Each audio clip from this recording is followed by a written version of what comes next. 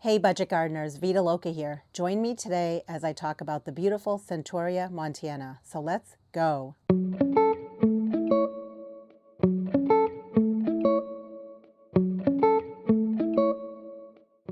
Centaurea Montana is a perennial here where I live in New Hampshire Zone 5B. It has many other names. It's also known as perennial bachelor's button, Mountain Bluet, Cornflower, knapweed, and many other names. I just like to refer to this plant as Mountain Bluet.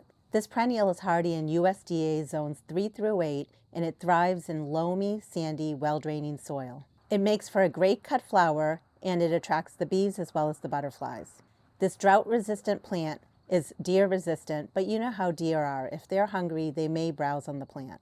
It comes in many different colors, but the most common color that you'll find is a very deep blue.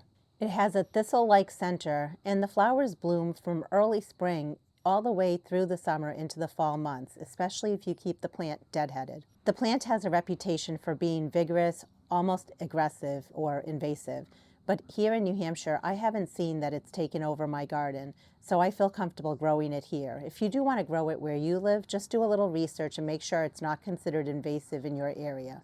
The plant can grow anywhere from 12 to 24 inches in height and 12 to 18 inches wide. It thrives in full sun, but it can also tolerate a light shade. You want to divide this plant every 2 to 3 years, and the best time to divide it is either in the spring or the late summer, early fall months. I mostly have this plant on one side of my house, the north side of my house, and it thrives there. It does really well. I don't know the variety because I've had the plant for a number of years. I'm almost sure it's the grandiflora variety.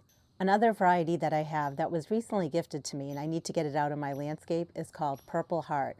It is so striking, and I can't wait to add that into my garden space.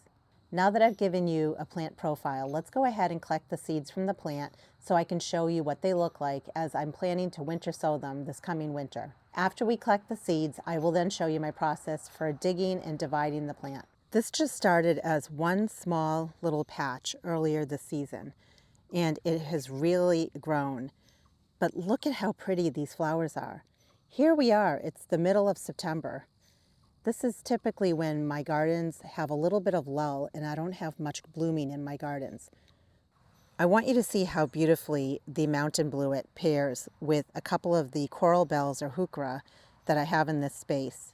Just imagine if you actually had these plants in a container pot, how pretty they would look. In fact, that gets me thinking, maybe next year when I'm doing my container pots for late summer, early fall, I think this would be a beautiful pairing. I want to show you, this right here is an example of the flower bud. So we wouldn't want to touch that because eventually that's going to bloom and become a beautiful flower. This is an example of a flower that is just starting to go by, but it's not ready for me to collect the seeds from it. I'm going to have to wait probably another week. And here's another example of a seed pod that is not quite ready for us to take the seeds from it yet. We'll have to wait a few more days. Even though I was doing a great job with deadheading my plant, I stopped deadheading it in certain areas because I wanted to collect the seeds. You can see that these flowers have gone by and they are now going to seed. You can use something like hand pruners, or you can just use your fingers and remove the seed pods. So let's go ahead and remove this seed pod. And by doing so, not only can we collect the seeds from this plant, but it also tells the plant to keep producing blooms for us. So in a way, we're also deadheading the plant. Here's another one. Even though this plant is easy to propagate from division, it's also fun to propagate a plant from seed, I feel. You usually want to wait until the seed pod has turned this color, a dark brown, almost black color. And that's the back side of it. And that's the front side of it. The seed pod looks very similar to the seed pod of the annual version of Bachelor's Button. So this is more of the perennial version of Bachelor's Button. I'm just going to pull it apart so that I can release the seeds from inside the seed pod.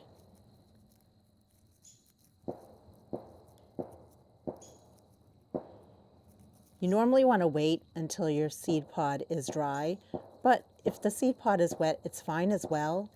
The key is you always want to make sure that you let all the seeds dry before you save them or put them away for storage.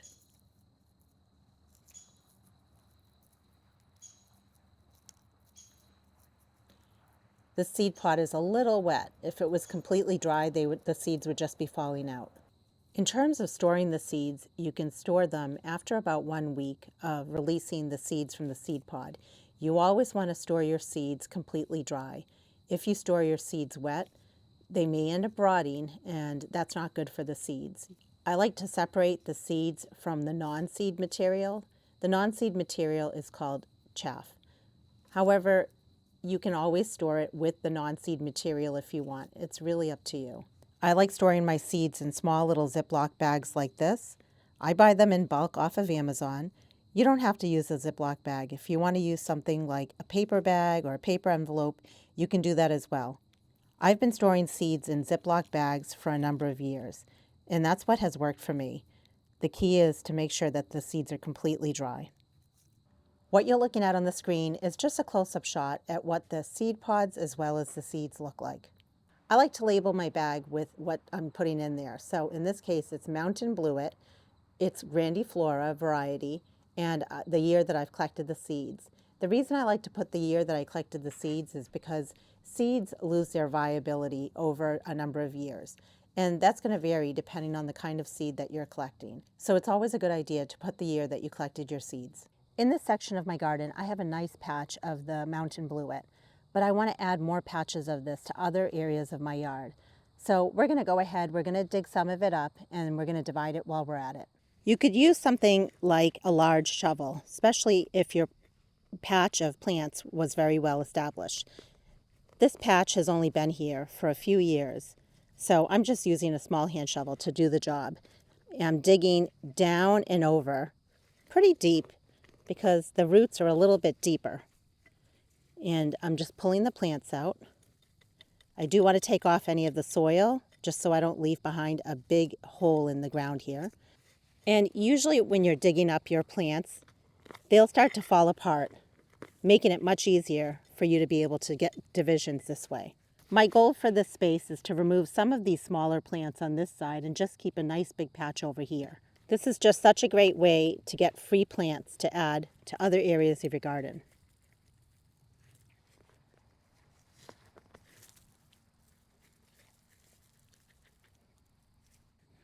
The plant spreads by underground stolons. So you may find you have a small plant somewhere and then a little bit far away from it, another plant pops up. And that's usually how it spreads itself.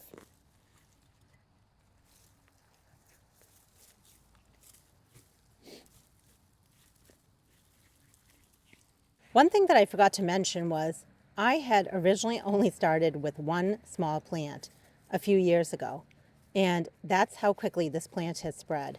It's just so pretty. I love it in my garden. So we're just going to go ahead and clean up the bottom of the plant by removing any dead leaves that are down here. With this plant here, if I wanted to, I could come in and divide it because there are technically two plants there, but I'm not going to bother. That second plant is still pretty small.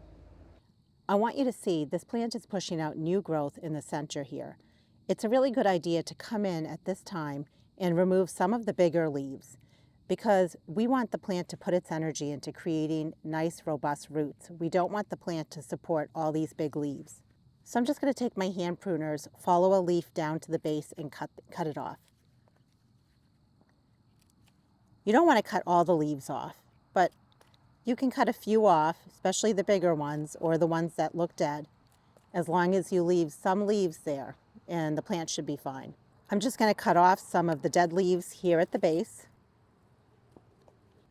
The plant divides very easily, especially if it's a younger plant. You should be able to just pull it apart. But if it was a more mature plant, you may need to use something like a hand pruning saw or a reciprocating saw. Also, if you had this plant in your landscape and it was very large and you wanted to divide it, you could just come in with something like a large shovel, slice right down towards a section that you want and pull that section out. But in our situation here, we just dug this piece out. So to divide it, I'm just going to tug and pull off one plant. And we turned this one plant into two plants just like that. I'm just using a hand shovel because the plant is very small. If the plant was very large, then we would want to use a larger shovel. I'm going to add some biotone starter fertilizer in the planting hole.